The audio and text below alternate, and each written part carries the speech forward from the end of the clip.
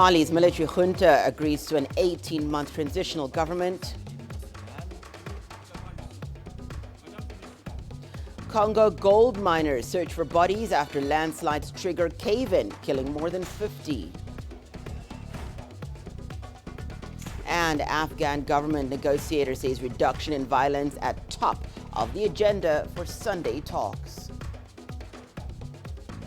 Hello and welcome. You're watching Africa Live. We're coming to you live from Nairobi. I'm Hannah Viviers. Here are more stories making headlines this hour. In business, Ghana's youth focus on farming to earn a living during the COVID-19 pandemic. And in your sports, South African Paralympian Ntando Mhlangu aims for success at the Tokyo Games next year. Well, let's begin with the latest from Mali, where the ruling party junta now says it has agreed to form a transitional government that will be in place for 18 months. The government will be either headed by a member of the military or a civilian. Wanja Mungai reports. The announcement by Mali's military junta elicits a sigh of relief from regional and international partners who have been calling for return of civilian rule. According to the junta spokesperson, the head of the transitional government could come from in or out of the army. Any candidate for the presidency and vice presidency of the transition must be a civilian or military personnel, among other conditions. The breakthrough came after 3 days of consultations involving the military, civil society organizations, and other interest groups. The parties formed a charter that would see formation of a vice president's post and a transitional council that will serve as the National Assembly. The vice president will be chosen by appointees of the military council. The parties agreed on the following points for roadmap of the transition. 1.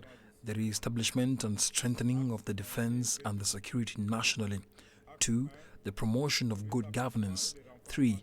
Reforms in the education system. 4. Political and institutional reforms. 5. The adoption of a social stability pact. And 6. Organization of general elections. Mali is already sanctioned by the regional economic bloc called ECOWAS. The bloc has warned of more penalties if the ruling military council fails to designate a civilian transitional leader. We ask and hope for understanding from the international community in the implementation of the Charter and the transition roadmap. Ladies and gentlemen, the results you have achieved are a hope for a new, democratic, secular and prosperous Mali, which will be anchored on work, social justice and equity. On this note of hope, I declare the national consultation closed. The military junta, known as the National Committee for the Salvation of the People, had previously proposed a 3-year transitional period, arguing that a new constitution should be promulgated first. Wanja Mungai, CGTN. Well, for more on this story, we're joined by Mamadou Tapili, a journalist based in Bamako. Mamadou, political forces in Mali have agreed on a transition period of 18 months, as we just reported. What does this entail? Yes, I mean, not only the political parties, it involves all the national actors who take part of in these transition consultations, which is religious members, which is associations, syndicates, and all these things, and all these people, I mean, of the national forces. What it involves that 18 months, which they have decided. I mean, it involves a lot of work concerning the refoundations of the country. It's a way how to set up a real stronger institutions, and the priority, like take care of the security questions, which we can see that 70% of the country is already invaded by terrorist forces, which is the security questions. Thirdly, it's also about the educational system, which they've been 9 months, students have been only 3 months at the school, 6 months outside due to a lot of strikes. So all these questions are priority questions where it needs a lot more time in order to set up a real base how a new government can be conducted the rest. So That's the reason why. So Mamadou, from what we're hearing, Mali's military government has pushed through a political charter, and this could lead to the appointment of a member of the military as interim president. How has this been received by the opposition and also by ECOWAS? Yeah, you can. Yes, of course, because after these conclusions of these 3 days consultations, is the president and the vice president of the transition will be appointed. It says that it will be appointed by a college under the directions of the CNSP, which is the National Committee of the Salvations of the People, and also a government of 25 members will be led by a prime minister, appointed also by the president of the transition. And thirdly, it's a national transitional council made up of 121 members representing all national actors, which is, the legislative body of the transitions. And also each president will be decided by the members, his peers. So I think it has been well received, but from the opposition side, you can see that it's not really welcomed by the M5 people, who's today claiming as the real oppositions of everything, because they are the one who been out for a couple of months and get the resignation, demanding the resignation of the ex-presidents. Okay, so another thing that is coming out of all of this is that ECOWAS leaders are expected to meet on Tuesday to further discuss the situation in Mali. What is on the agenda from what you're hearing on your end, and what is expected from that meeting? Yeah, on Tuesday, the ECOWAS head of states will have a meeting, and so in this agenda, Mali is in the main questions concerning the resolution which come out from all these 3 days meeting here, this consultation. So that's what they're going to expose with ECOWAS, and they will have to take a decision. In accordance of what the resolution they find out, so in the way sanctions can be lifted if ECOWAS really give his accord to that resolution that Mali is proposing. Which is but there's two different questions.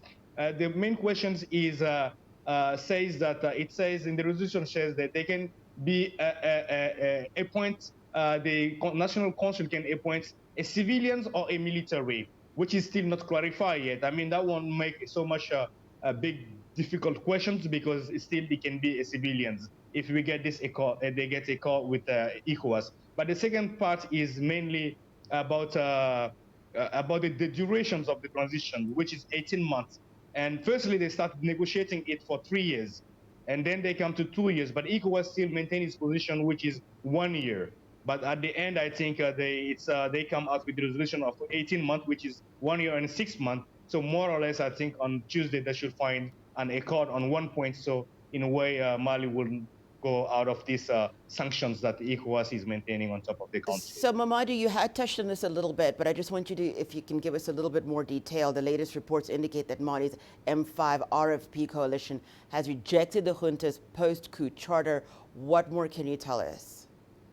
Yeah, of course, it's understandable how they can reject this charter proposal, because M5 as one of the main actors of the resignation of the president, they've been out for a lot of time, and that's what they keep saying, that they've been under the tear gas, they've been under the gunshots of the policemen, they've been always night and day outside, 3 months, claiming the resignations of the president and the military came to achieve the work they've been started. So they feel like they are the main actors on this revolution. So together with the military, they even declared it by his coordinator, Mr. Kaojim, the last week declared that if it goes well, it's a victory of all Malians. But if it's done wrong, it will be M5 and the military who will be the responsible of it. In this case, they should be involved.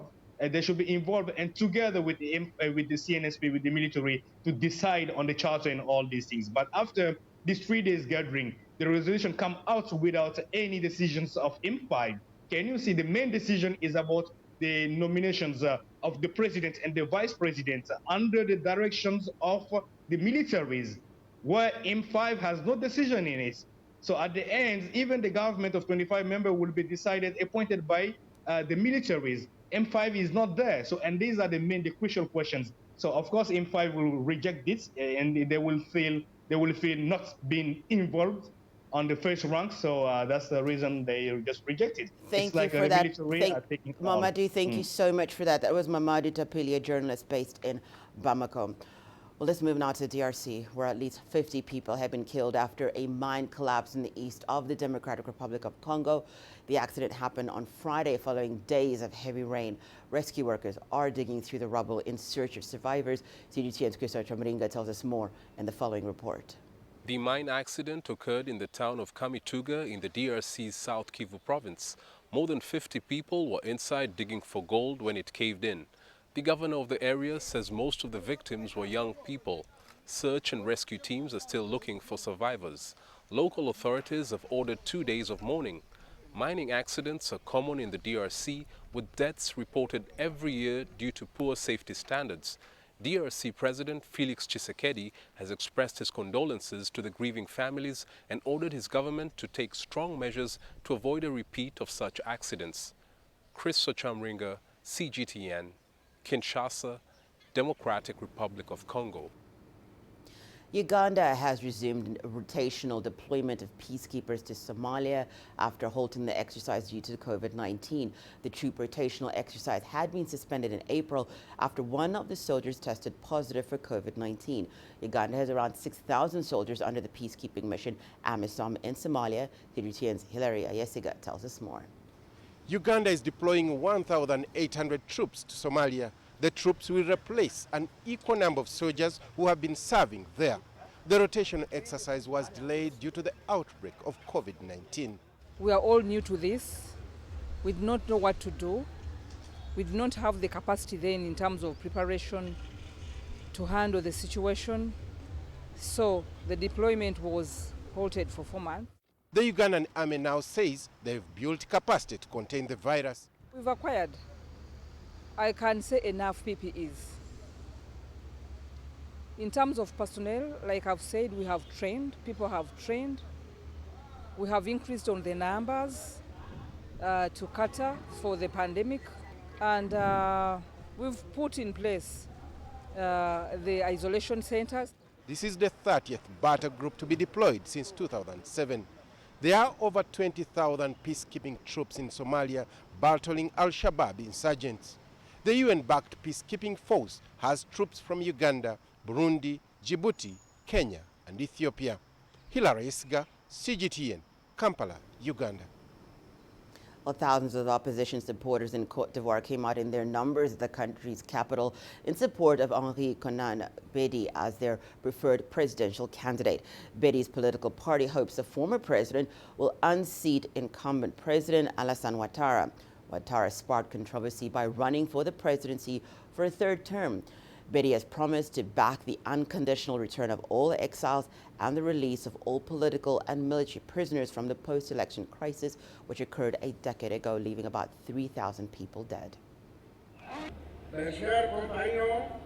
My dear companions, my main ambition for Ivory Coast is to achieve national reconciliation.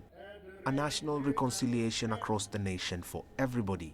A new social contract for an Ivory Coast reconciled, united, and prosperous. The people of Ivory Coast suffer. They are mistreated, humiliated by an arrogant clan. The opposition is repressing to hand, to imprison opponents because they make the international community believe that the situation is under their control. President Henri Konan Bedi, we are tired of the lies that put us in danger. Well, in news making headlines from outside the continent, we head to the Qatari capital, Doha, where peace talks are underway between the Taliban and the Afghan government. Top government negotiator Abdullah says a reduction in violence will be among the top issues discussed today. But he also says the Taliban may demand further prisoner releases before committing. The two sides are meeting for the first time in talks brokered by the U.S. Jim Sturman with an overview. Talks have the potential to bring an end to nearly 2 decades of conflict that's devastated Afghanistan and killed tens of thousands of combatants and civilians. While getting the two parties to the negotiating table is an achievement in itself, the road ahead won't necessarily be an easy one due to the sheer complexity of questions needing to be tackled, including what kind of country Afghans themselves want to live in and what role the Taliban might have. The Afghan peace talks come at a time when President Donald Trump is keen to show progress on his pledge to pull out most of America's foreign forces stationed in Afghanistan, especially with the U.S. election around the corner. Well, Kong tells us more about the war in Afghanistan and why the U.S. has been involved.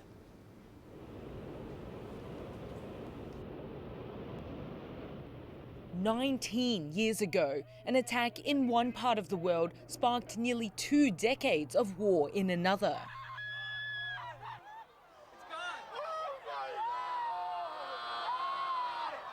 I can hear you, the rest of the world hears you, and the people who knocked these buildings down will hear all of us soon. Al-Qaeda was the name of the terrorist group behind the September 11 attacks in New York City. Their base was Afghanistan, and within a month, the US invaded the country.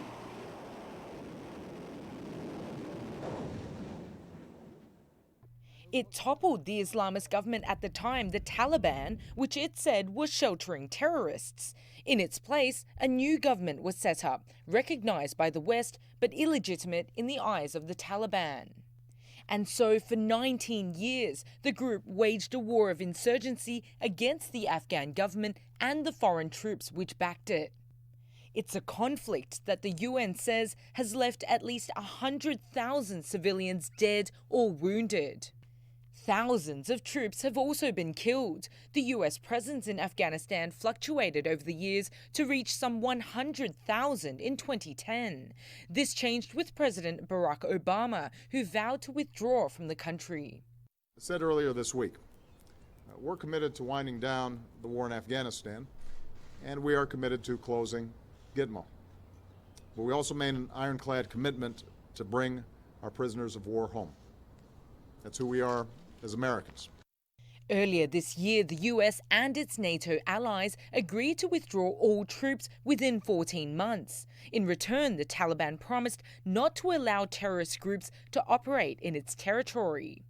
Temporary ceasefires have been negotiated, and a prisoner swap saw thousands of fighters from both sides released. But violence continues to ravage the country.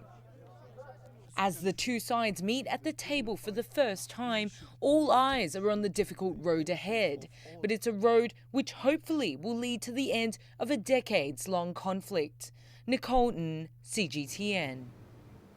In the U.S., firefighters continue to battle unprecedented wildfires up and down the West Coast. At least 27 people have been killed, while more than 500,000 people have been forced to flee their homes. Authorities say the situation is likely to get worse as multiple fires combine under high temperatures and winds to rip through the thousands of hectares of dry vegetation. Mark New reports. The smoke in the state of Oregon is so bad that it can be seen clearly from space. Despite the dangerous conditions and evacuation orders for an estimated 500,000 people, Dale Carlson has chosen to stay behind, helping residents get fuel and firefighters with supplies. Well, as long as the roads are open, you can drive right through. You just can't be afraid of the fire on either side of you. But tens of thousands of people have decided to flee their homes. They're coming to places like this, the Oregon State Fairgrounds, to seek food and shelter. Check in with folks about how they're doing. Representatives from nearly 30 organizations like the Red Cross and the United Way are joining forces to provide both physical and emotional support. You can see it on their faces. This kind of impact and trauma, it has like a PTSD factor to it, where they really are those cognitive abilities of what to do next, where do I turn? We had a gun up there, and we were all preparing to start figuring out who was going to be the one to take care of everybody so that they didn't burn. Lindsay Dry is from another state. She said she was escaping domestic violence with her children, camping out with them in a nearby mountain. When the fire came, they had to leave all their belongings behind and survive a harrowing drive down the mountain. It was kind of eerie because with the winds and everything, also there was also trees that were knocked over in the roads that we were having to stop and get out and remove from the road so that we could get through. It was the road and the whole mountainside through the canyon, like all you could see is just flames, and then it went black, gray, and then white, and it just covered the whole sky. She says they were able to follow other drivers who had keys that opened up gates that would otherwise have been locked. She's just coming to grips with her family's narrow escape.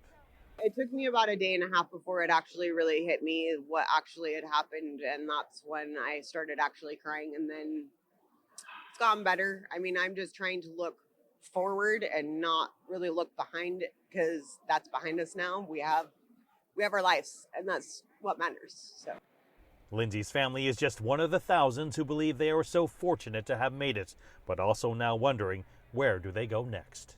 Mark New, CGTN, Salem, Oregon. Well, it's time now for us to take a show break and return. More news, including death of 35-year-old Angolan doctor triggers demonstrations, and coronavirus cases surge in Spain and France while protests against restrictions continue in Europe.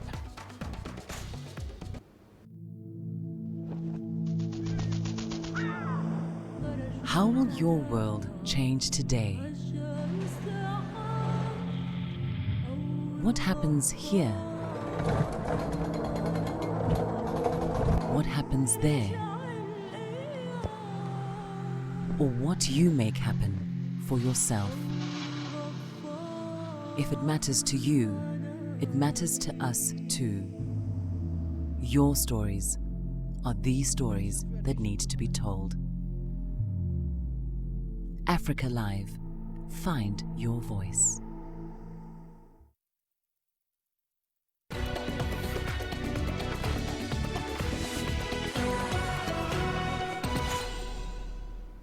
Hundreds of Angolans have taken to the streets of Luanda protesting against police brutality.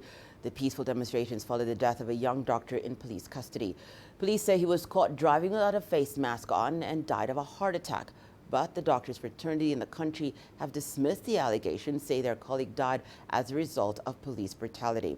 Amnesty International has reported 7 similar cases between May and July this year. Protesters are now demanding the resignation of the Interior Minister and police reform. CGTN's Wanja Mungai has more.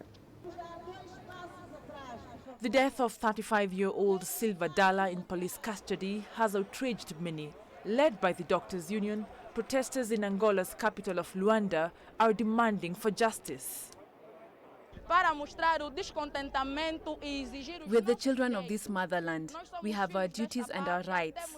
So we cannot accept that our brothers, our fellow citizens, lose their lives without justice, without explanations, and we cannot accept to continue like this in our country. They refute police claims about Dalla dying of a heart attack after he was caught driving without a face mask on. Blood covering the corpse and scars on the head has led to suspicions of possible brutality. Who do we turn to? Who do we ask for help? The police don't do anything. The medical class is really sad. We are really sad. I am a patient and we are really sad. These slogans written in Portuguese say, "We want justice, don't kill us, and the people need us." They are now calling for investigations into his death, Interior Minister Eugenio Laborinho's resignation, and reforms in the police force. Mishandling of citizens by the police and security forces has become common during the coronavirus pandemic as officers enforce lockdown rules. Amnesty International has reported 7 deaths between May and July this year in Angola. Wanja Mungai, CGTN. South Africa's Basic Education Ministry has received a donation of water tanks worth 1 million rands, as well as 50,000 surgical masks and 400 thermometers from the Chinese embassy in Pretoria. The assistance will help boost hygiene in South African schools to help stop the spread of the COVID-19. The donation will benefit almost 3,000 learners in a number of learning institutions. Here's CGTN's Lucinda Mela with more. The donation has been earmarked for schools in the Northern Cape province. The province has been identified by government as one of South Africa's most in need of funds to procure essential services like water supply to help stop the spread of the coronavirus. So one of the significant challenges that we continue to deal with is ensuring that every child has sufficient and fully functional hand washing facilities. That's why we're very grateful for the tankers. We're also fighting a big battle around sanitations to make sure that they have safety facilities, both in terms of washing on the hands, but also safe sanitation, which is one of our biggest challenges. The donation will ensure that thousands of school pupils have constant water supply. So as many schools are not equipped with adequate anti-pandemic supplies and PPEs, some teachers and students have been unfortunately infected. This project will ensure uninterrupted water supply to a total of 2,821 learners in the province. As some of us know, Northern Cape is a province which is prone to drought. Thus, we have opted for a more durable and permanent solution that will ensure that schools have access to water for years to come. The Chinese embassy here in South Africa believes that now that China has the pandemic under control, Beijing authorities are now returning the goodwill of the South African people. We are good friends, we are good partners, and ever since the outbreak of the COVID-19, our two countries have been firmly supporting each other and standing together through thick and thin. And the two presidents, President Xi Jinping of China and President Ramaphosa of South Africa, they have been keeping close touch with each other. And now, as China has put the pandemic under effective control, now we think it is high time for us to reciprocate the goodwill and friendship from our South African brothers and sisters. Part of the surgical masks donation was from former Chinese ambassador to South Africa, Ling Songqian. Yulisa Njamela for CGTN in Pretoria, South Africa. Meanwhile, over in Europe, Spain and France are struggling to contain the latest wave of coronavirus infections. Meanwhile, protests against restrictions are taking place in many parts of Europe. Rahul Pathak reports. Mixed news for Spain in its ongoing battle against coronavirus. It became the first country in Europe to surge past 500,000 cases earlier this week, but deaths have remained comparatively low, with 241 recorded in the last 7 days. France has also seen record daily infections this week. On Thursday, close to 10,000 new cases were registered.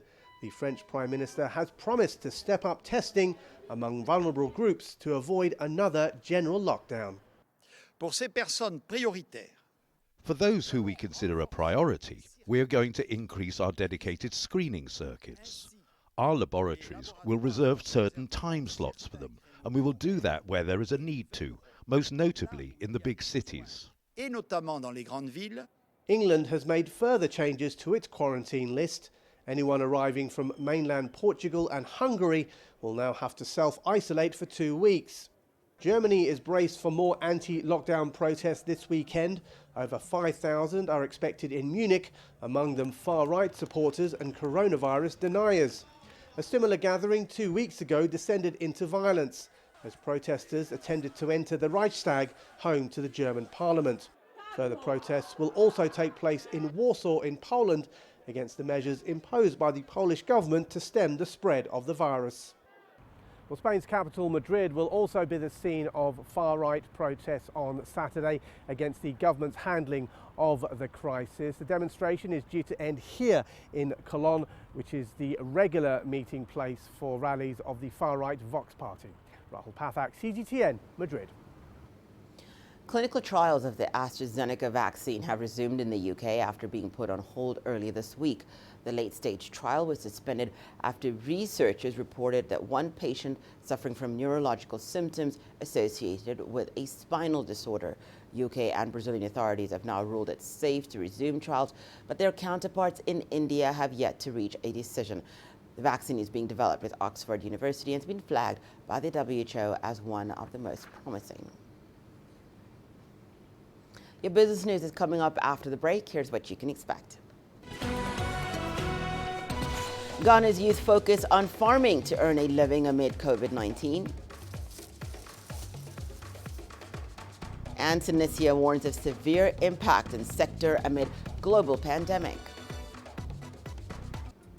Africa is the nexus of enterprise, and global business will tell you why it matters. From the mega investment projects to multi-billion-dollar mergers and acquisitions. Africa today collects, just in terms of revenues from taxes alone, $545 billion a year. If you take 10% of that and you devote it to the energy sector, problem solved.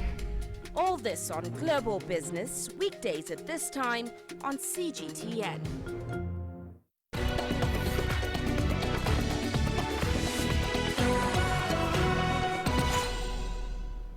Welcome back. Time now for your business news. In Ghana, the coronavirus pandemic has reinforced the importance of agriculture as a sustainable employment opportunity, especially for young people. While thousands have lost their jobs due to the shocks caused by the pandemic, some young Ghanaians are turning to farming to earn a living. CGTN's Nabil Ahmed Rafai reports from Accra. Perry Edunyame started this farm in June, just a few months after the coronavirus pandemic hit Ghana. 20 acres of maize is almost ready for harvest. COVID-19 really exposed the fact that, food security is always a major concern for every community or every country. And when we realized that, importation and exportation were becoming a problem, we needed to think of how we're going to survive on our own. So a lot of the state institutions started raising conversations on agriculture and food production and everything. And we realized that it is important for us to get into food production. Farming has not always been Perry's desired occupation. Like many Ghanaian young people, he's also pursued white-collar employment but could not secure a sustainable job. Ghana's Statistical Service says 42,000 people lost their jobs due to the coronavirus outbreak since March. The only field of work that can never be stopped is agriculture. Reason being, no matter what happens, people need to eat. And it's not just Perry who's seen an opportunity in farming. 19 young people are employed on this farm. Perry says there is a need for investment in skills development to attract more young people into agriculture. And by engaging them in farming, he hopes unemployment rate in Ghana can be reduced.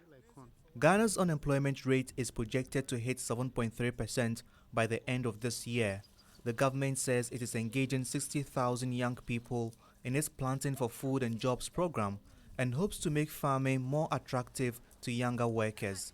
Still, some farmers say more needs to be done. The only thing the government should do is they should put a policy in place and also find some land for them to try them and see.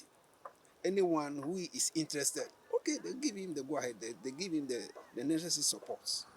While COVID-19 has pushed some Ghanaian young people into farming, many now hope to make agriculture a full-time job, with ambitions of feeding Ghana, but also growing enough produce to export abroad. Nabil Ahmed Rafai, CGTN, Accra, Ghana. To South Africa now, where we bring you the story of Portia Mngomezulu, who is the owner of Portia M Skin Lotions, a uniquely African brand. Her products use only African indigenous oils. Mngomezulu currently manufactures over 1 million units per year and supplies about 2,000 major retail stores in South Africa and more across the African continent. Here's Yolisa Jamela with her story. Portia M Skin Solutions is a leading cosmetic brand specializing in organic skincare solutions, especially formulated for stretch marks, uneven skin tone, dehydrated skin, and acne-prone skin. How she started her company was actually quite unconventional. Well, how it started, when I had my son in 2010, I happened to develop some stretch marks on the sides of my body, and my mother-in-law suggested that, you know what, in the olden days, they used to use the marula oil from the fruit to heal such skin ailments, you know. And so then I went to the rural women who were selling the oil. I bought some for myself. It worked amazingly. As soon as she realized that she might have a gem in her hands, Portia M started using the social media space to talk to her friends, her potential clients at the time. A qualified IT engineer, Portia M says her company exists to harness the effectiveness of our African indigenous oils for cosmetic use and to give her customers the best quality experience in skincare products. I'm a proud African girl. I love Africa. I embrace the spirit of Africa, and I believe we've got everything we need in Africa to heal ourselves, including the oils, the herbs that we have. The oil that was shared to me is from generation to generation, you know, and it's an African plant. So I basically believe in Africa we have everything we need. Portia M's production and distribution premises occupy a 500 square meter factory space. We now have a fully fledged factory, from obviously working from a garage to here. Now we have over 111 employees that we employ full time. Our products are available in over 2,000 stores nationwide. We are in 8 African countries. We supply to them through the retailers and agents. She tells us that she beams with pride when she thinks about how her success is a lifeline for others. You know what I'm proud of? For taking the risk that I took.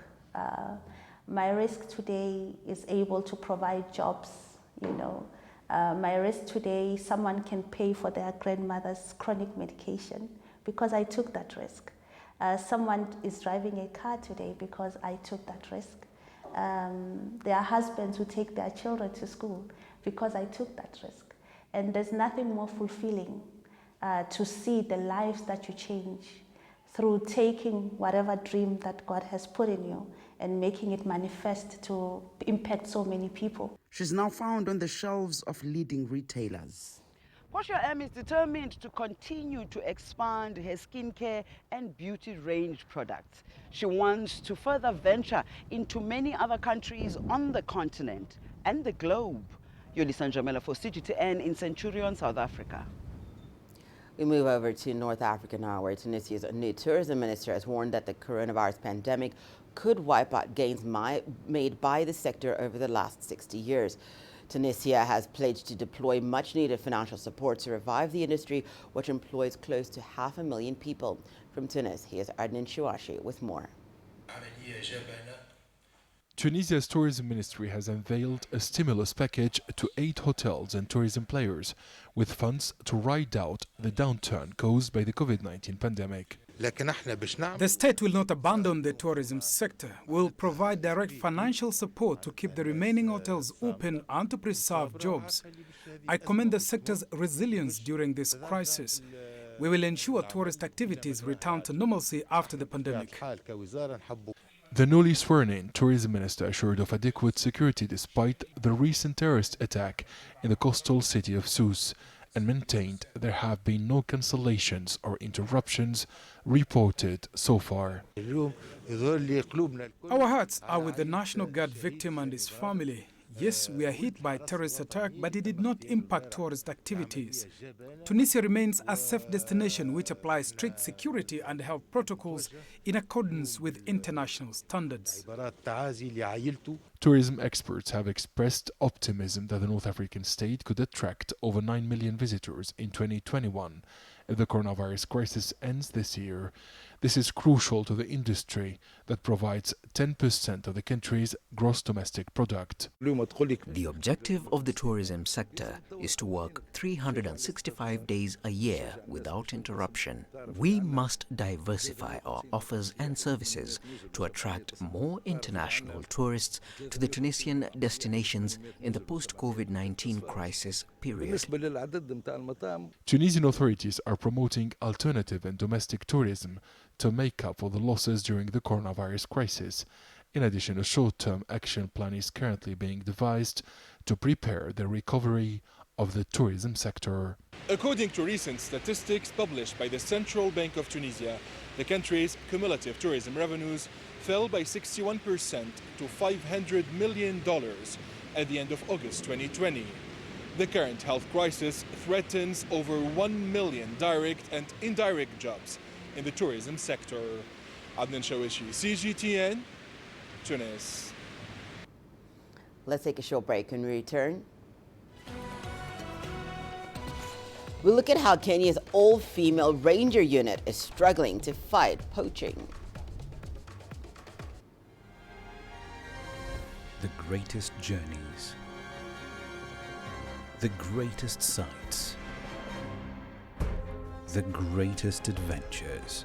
Here in Qanater, this weir allows the locals to walk on water. We're far more than just TV news. We're your passport to the wonders of Africa. To bring you stories of struggle, survival and hope.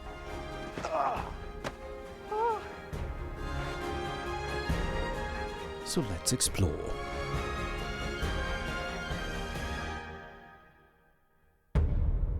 CGTN. See the difference.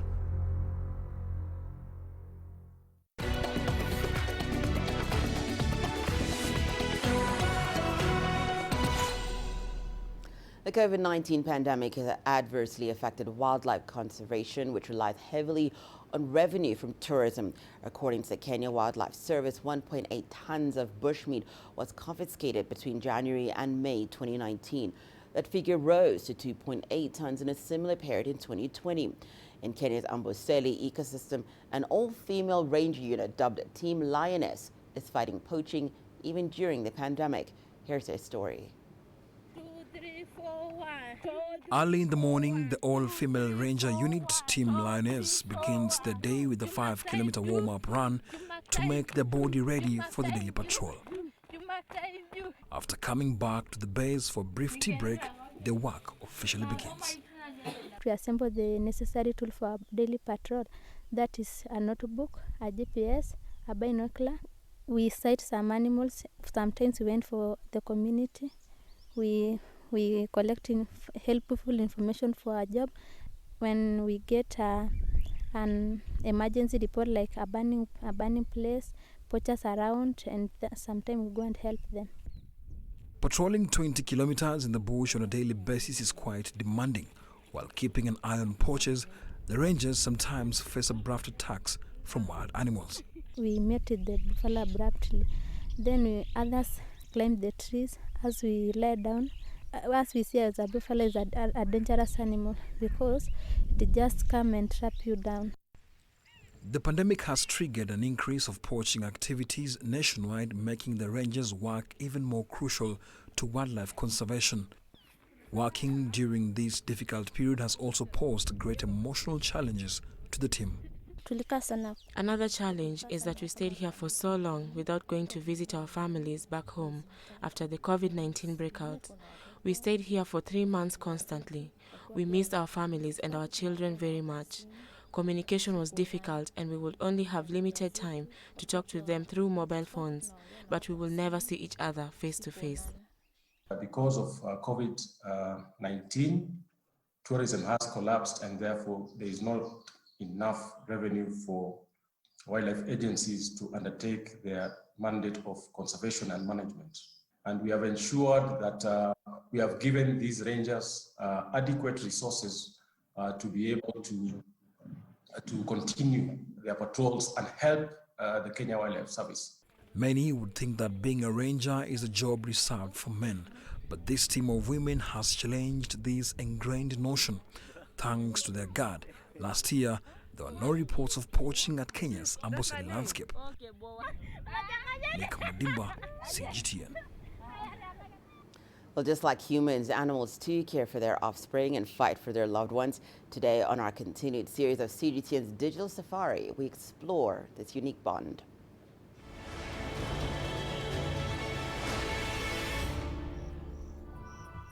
Yesterday on CGTN's Digital Safari. The blue skies and musical sounds of the birds have announced the arrival of springtime in Africa. In the Mara Triangle, the gentle giants roamed about the marshlands. Known to walk on their tippy toes, their huge stature gracefully floated through the winds, with their young still running about trying to keep up with the herd. On the plains, a tower of giraffes gathered, while two males in the distance fought over their mating rights.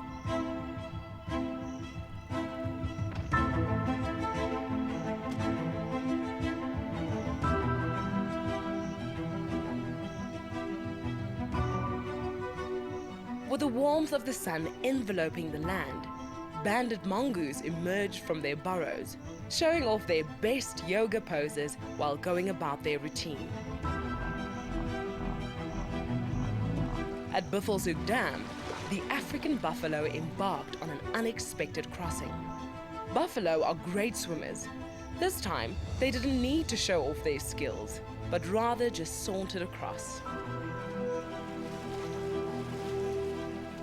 With the stain of a fresh kill still evident on their fur, the wild dogs at Chitwa Chitwa were not deterred by the heat of the morning sun and continued with their playful antics. Ribbon and her cubs were not in a playful mood, but rather spent the morning in Juma, cuddling up and forming strong bonds. The carnivore moms seem to all have different ideas for the morning. A lioness in Pinda allowed her little one to boldly move across the grasslands unaccompanied, although still under her watchful eye. And on the dry sand, cheetah cubs relaxed in the shade. Being easy targets for other predators, the mother cheetah keeps a watchful eye on their surroundings. Join us every day at 4:30 GMT on CGTN digital platforms for your very own virtual safari through the African wild. Well, your sport action is coming up after the break. Here's what's coming up. South African Paralympian Ntando Mhlangu aims for success at the Tokyo Games next year.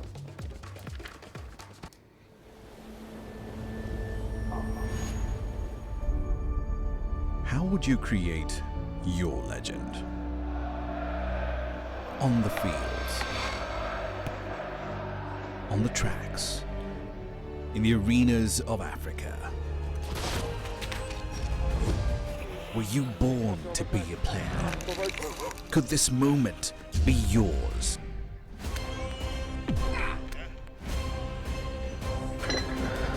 Sports Scene. Find your game.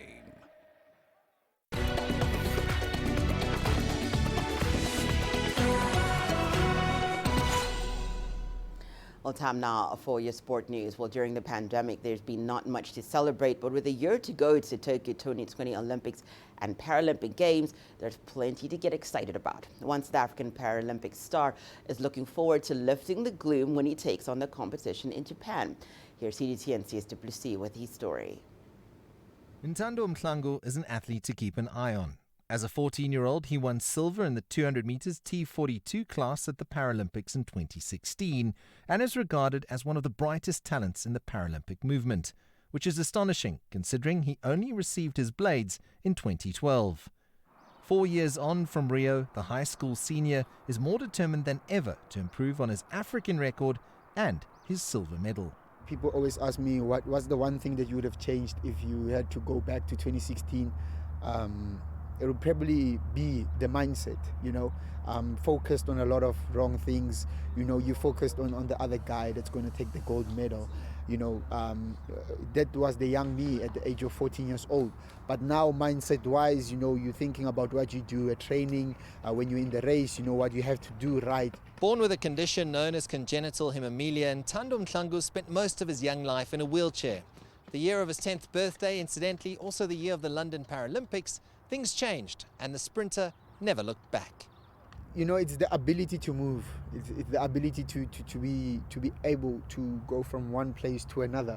You know, in the first 10 years of my life, I wasn't able to move. I wasn't able to go from one place to another. So I think that's why I got love for athletics, is because I was able to get from the start to the finish line. Mhlangu took just a week after receiving his prosthetics to learn to run, and has been getting faster and faster each year, with a new record in the 800 meters. But his focus remains on the 200 meters at the Paralympics next year, where he is very much a gold medal contender. As an athlete, you don't train for the silver medal, you don't train for the bronze. Even if you're the slowest athlete in the world, you always go big, you always dream big. You know, so yes, I would love to go for the gold medal. But if that's my approach, then, you know, I'm just going for the gold medal. And I want to go bigger than that. You know, I want to go for faster times. You know, I want to, you know, I want to change the world. I want to do a lot of things. The remarkable thing about the African record holder is that over 95% of all people with above-the-knee amputations never manage to walk and are confined to wheelchairs. Ntando has certainly defied the odds and is able not only to walk, but to sprint. He is an inspiration and a global Paralympic superstar in the making. CS Duplessis, CGTN, Pretoria, South Africa. Well, it goes without saying that Paralympians face difficulties in preparing and competing that their able-bodied compatriots would never imagine. Uganda's para badminton starlet Elizabeth Mwesigwa says more awareness should be accorded to Paralympians, especially in Africa. Mwesigwa had set her sights on going for gold at the Tokyo 2020 Games before the pandemic put a hold on all sporting activity across the globe. She was ranked first in Uganda's mixed doubles rankings and second in Africa, but was forced to stop out of several international events at the start of the year due to lack of funding. She's received backing from members of parliament in the East African nation, but says the challenges para-athletes face can sometimes be a mountain to climb. The first thing is time. We put in our energy and plus the money. Yet, for me, I don't have money because we put in a lot. In badminton, most people, they call it's for rich people. Yes, it might be because the material we use for badminton is too expensive. We go for the tournaments. After coming back, nothing we get. We don't get anything. Yet other people, they know that in sports there is money. I know for other people it is there, but for ours, I don't know. I was supposed to go to Brazil for the qualifiers, and I failed because of money. The money was, I wasn't have the money to go to Brazil because we had the Brazil, Peru, those two tournaments, I failed to go because of money. But how am I going to bring gold? We don't have facilities like training ground. You can reach there, yet many people, they are there. They give you few time, and maybe they can say, if you don't train from here, I can train from there. That is neglect. Okay, they separate us. Able people, they don't want to train with us. And what I'm playing for, like to get, if our federation can get for us the good coaches, we can bring more medal. Yeah. Barcelona beat second division Gymnastic de Tarragona